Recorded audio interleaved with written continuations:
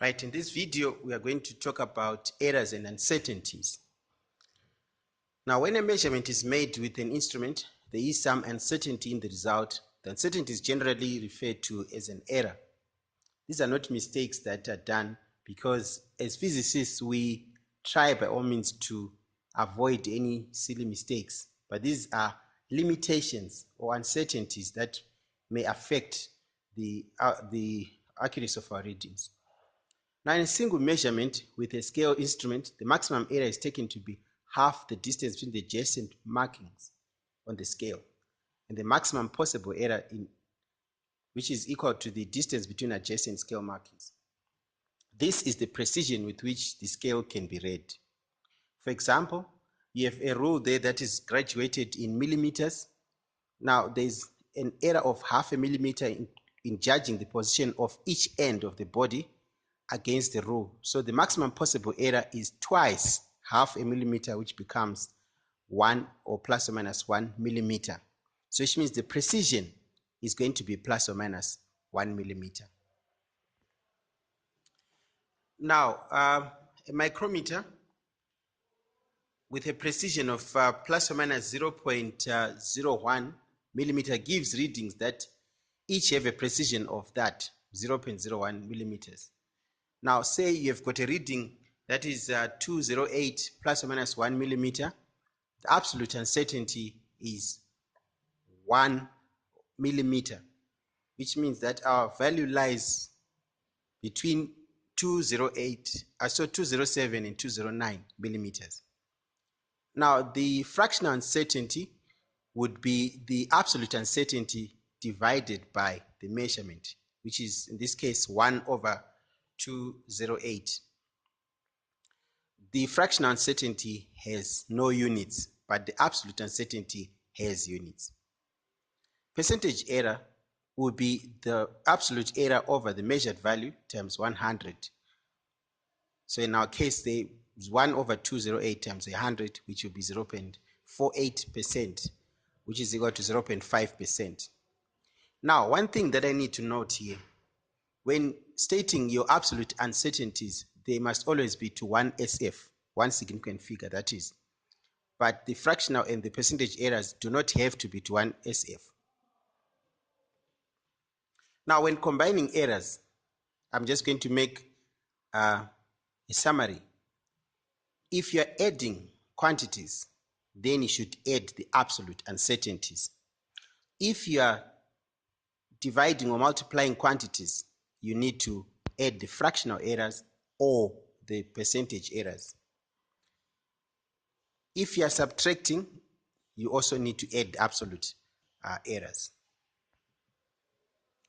Now, suppose you've got two quantities there, A and B, A being equal to 5.1 plus or minus 0.1, B 3.2 plus or minus 0.1. Now, adding A plus B, suppose it's equal to Q, then you just add the quantities first, and then you add the absolute uncertainties. So it will give you 8.3 plus or minus 0.2. Likewise, when you're subtracting the quantities A minus B, you add the absolute errors, you do not subtract. So which means uncertainties will always increase when adding or subtracting quantities.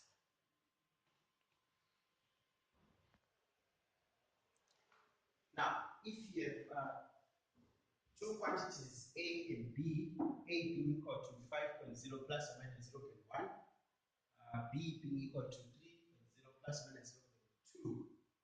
Now, to get A plus B, it should be 5.0 plus 3.0, which will give you 8.0. Then the uncertainties, you simply add the uncertainties, okay, which will give you 0.3. Therefore, A plus B, A plus B should equal 8.0 plus or minus 0.3. Now, if you want to find the product of A and B, so suppose A times B is equal to C, then uncertainty in C, remember we said you add the fractional errors or the percentage uncertainty in C is equal to the percentage uncertainty in A plus the percentage uncertainty in B. Now the percentage uncertainty in A is going to be 0.1 over 5 times 100 plus 0.2 over 3.0 times 100. Now once you've done this, you then add the two.